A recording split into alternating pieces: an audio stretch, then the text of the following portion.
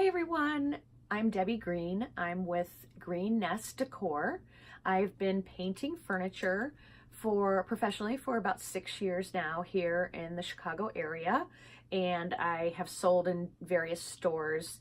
And currently I'm in one store that's open seasonally called the Bountiful Barn in Glen Ellen, Illinois.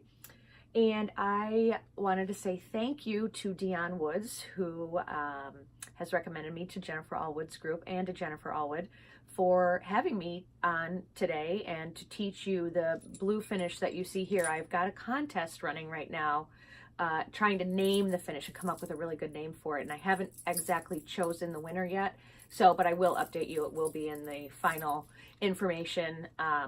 But I just wanted to say thank you. It's very humbling for me to be actually asked, after I've been following everybody in the Paint Finish of the Month group and following Dion and Jennifer Allwood, to be asked to be included to teach has really been very humbling for me, and I'm very excited to be here. So thank you so much for that. What I've done here is I've done a finish that I did on a buffet a few months ago, and it hasn't sold yet, but I had a customer who really loved the finish, but the buffet was just too big for her space. So she said, do you have any other pieces? And of course, I'm a furniture hoarder, so yes, I have other pieces, and I happen to have several dressers for her to choose from. She chose this one, and it does have a mirror attached, but it's a little distracting with the mirror up. My workspace is not very large. I've got inventory in here, so just to make it a little less distracting, I've kind of covered up the mirror. But what I've used so far is CC Caldwell's Thomasville Teal Blue, which is, I'm totally into teal. I'm sure you all love the teal color that's really hot right now. I gave the dresser a couple coats of the Thomasville Teal, which is so easy to work with. I then used some dark chocolate, which is General Finishes product. It's their milk paint, and I actually applied it to the top to give the dresser a darker look. I tend to like and gravitate towards things especially when they're distressed, that have the darker tones underneath. So I often use that to mimic a dark stain, and so I put it on the top. I also then went in and used Debbie's Design Diary DIY Dark and Decrepit liquid patina, which is awesome. You can use it like a stain. I've gone directly over pieces like a stain, but this piece had a little blemish in it, so I had to fake it a little bit with the paint and the Dark and Decrepit. So I just kind of played with it to make it look dark and that kind of thing. Then what I did was, so after I gave it the couple coats of the blue, I actually went in with the dark chocolate around the edges of the hardware, because obviously naturally that's where people are touching the most, where it would be distressed. So I just put the dark chocolate there. Then I put a little bit more of the teal and kind of blended it to make it look like it's been worn away. And then I've gone in with this, just a very simple acrylic gold paint. You can pick them up at the craft store. I got that at Goodwill for 50 cents. I love the combination of gold and the blues and that kind of thing. So I just happened to pick that up. You could use a gold wax, and I often do that. I often combine the acrylic and the wax and just give it a lot of different dimension. You could use a gold Shiva stick or a gold little goat stick, which is actually like a crayon, and you just rub it on, you rub it on with your finger, and it's super easy. So I just wanted to give you kind of a little bit of an overview of what I've done so far, because I was sort of halfway done with this, but I will give you more of a tutorial when I change out of my nice clothes and get into my painting clothes, because I'm not a neat painter, so I definitely am not painting in jewelry and clothes and things like this, but wanted to introduce myself and we'll get going on the next steps. Thanks. Hey everyone, I'm back. I wanted to sort of back up a little bit, and I realized I didn't talk about how I prepped the piece. So for those of you that are new to furniture painting, I want to make sure I cover that. My normal procedure when I find a piece is to clean it real well with simple green. I give it, sometimes I sand it, sometimes I don't. With most chalk and mineral based paints, they say you really don't even need to do a sand. but a lot of times I do, just to give it a little bit, especially if it's glossy or shiny. I sand it to give it a tooth for the paint to adhere to and make sure that it's going to stick. So I clean it with Simple Green, do a little bit of a sanding if I'm going to sand it, and then if there's any blemishes, like if they're really glaring, I'll fix them. But I'm not really concerned about those most of the time. Like right here, there's some missing chipped veneer, and I just sort of filled it in with gold paint, and my look is more of a distressed, worn look. I don't do anything that's really perfect, so if it's got chipped veneer and it's not too bad, I just go with it. So to prep, just, you know, clean it real well, sand it, dust it off, and then start painting. So I'm just adding, you know, some more layers. I've got some bright gold there, so I kind of want to tone that down.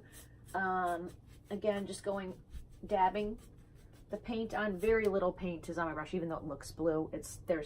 You can see there's not a ton of paint on my brush.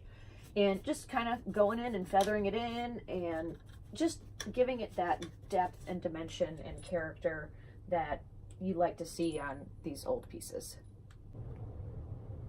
While I'm waiting for the teal to dry that I just applied, I'm going to show you how I apply the General Finishes dark chocolate. And literally I just have a little craft brush, and I've got a little bit of paint on the paint stick that when I stirred it up, just to get it all stirred properly, and I'm going to dab it off on a paper towel so that I have very little paint on my paintbrush. And I'm just going to go in and gently, with a light touch, kind of go around the edges and just give it a little bit of shading. And sometimes if you get too much on your piece, I learned this from Anissa of Nis and That. She uses baby wipes, and she goes in and she blends it. And I'm just kind of dabbing it and blending it in, and just kind of layering it up until I feel like it looks really natural and aged and worn, and not like it's too perfect. So I just wanted to kind of give you another view of where I put the dark chocolate.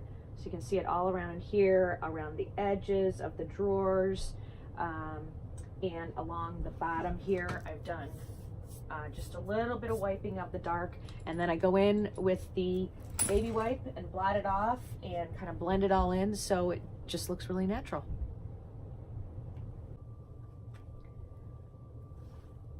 Okay, so I told you that what I did was I dipped my brush into, you can't see it, into like just a little bit from the paint stick in my little craft brush, and that I normally would wipe it off on the paper towel. Well, yeah, I kind of forgot to do that. And I went and made a big old streak of dark chocolate. So, you know, it's no big deal. You just kind of figure it out as you go along.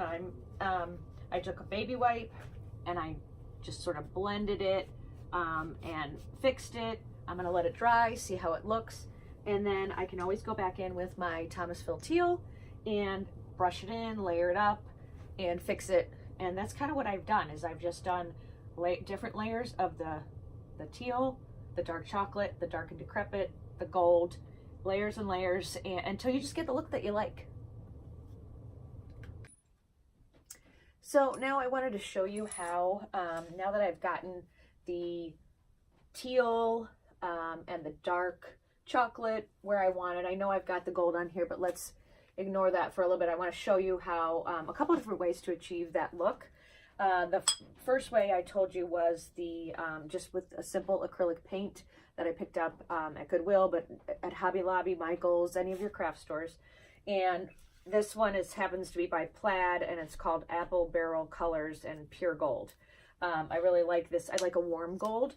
So what I like to do is dip it on a plate, or, you know, pour it out onto a plate or a, you know, something, a palette, and just have a little bit on your brush. And then again, dab it off on the paper towel and go in and lightly just feather the gold in. on edges and just different places where you want to see the gold. Like right here, there's like a chipped piece of veneer. I put it in there just for fun. Go along the edges, just gently. And again, if you get too much, you take your baby wipe and you wipe it off. Another way to get the gold is through Rub and Buff. So Rub and Buff is a product that you can pick it up at Hobby Lobby. That's where I find it. And this one is antique gold. And I just take it and put it on my finger. Get a little bit on there, and then I rub it. You can literally just rub it on the hardware. The hardware's got, you know, all the different colors since I didn't take it off.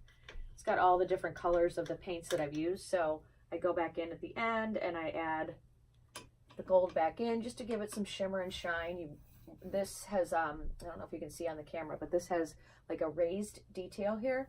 So I'm going in and putting a little bit more on my finger, going in like this. And if you get it up here, I mean, it doesn't matter. It's just fun. Just put as much or as little as you want on there.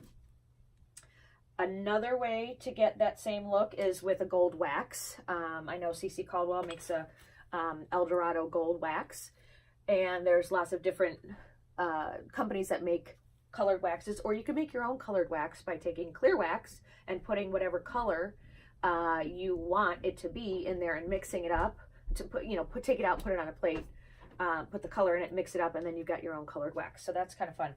But this was this is a Shiva stick, an oil paint artistic paint stick or artist paint stick that I got off Amazon. But when I first discovered this, I went down to, it was called a Little Goat stick. So the company's Little Goat Milk Paint, I think, and I'll provide a link for it. But they, I found them in Waco. I went down to Joanna Gaines' store, to Magnolia, and around like 2 blocks away is this cute, darling store with furniture, and it had paint, and it's called The Findery. And I found these little goat sticks, which are just like this. And I bought lots of different colors, but by far I've used the gold the most. And the idea behind it is, like, if you bought a brown one, I could be going in here with brown, putting the brown in here to make it look like it's the wood underneath the paint. But I used the gold, and again, it's a self-sealing stick, so it seals itself within 24 hours. So when you first rub it on, it's got like that sealant on, but then you start rubbing it, and the sealer comes off, and you get the color to rub on. I kind of put it all over in here just to give it some dimension. But it's just such a cool product, and then it seals itself. It's like a wax, and so I use that a lot too to get this gold look. And then what I may do after I take a look at everything is I may go back in with the DIY Dark and Decrepit again with my small little craft brush, and anywhere where I think the gold looks too bright, I will go in. So this is like, it's called Dark and Decrepit Liquid Patina, and it's water-based from DIY Paints. And just, again, I recommend putting it on a separate plate or something, on a separate container, so you're not cross-contaminating anything. But just basically take your paintbrush, make sure it's damp, because this is better to work with. It dries kind of quickly, so make sure you have a damp paintbrush. And again, I'm gonna just go in like this. I'll show you. Again, always good to just dab it off first so that you're not creating, you know, too much. And I still have the gold on here, so that is actually adding a really cool effect to it. So that's what I'll do around the edges to kind of tone down the gold to get the look that I'm looking for.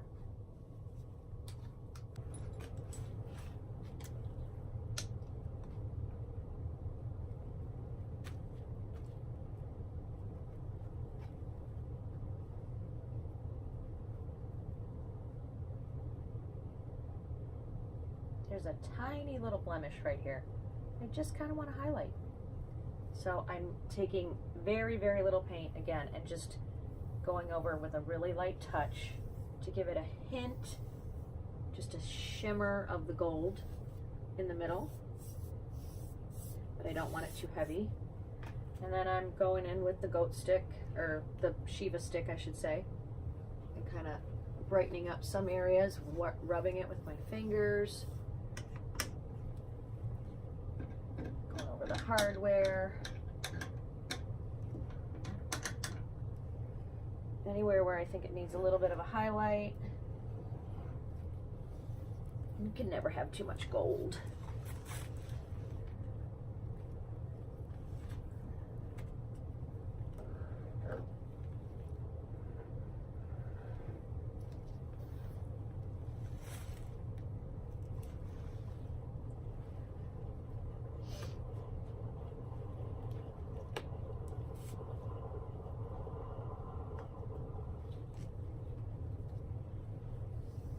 Bit of the dark and decrepit again.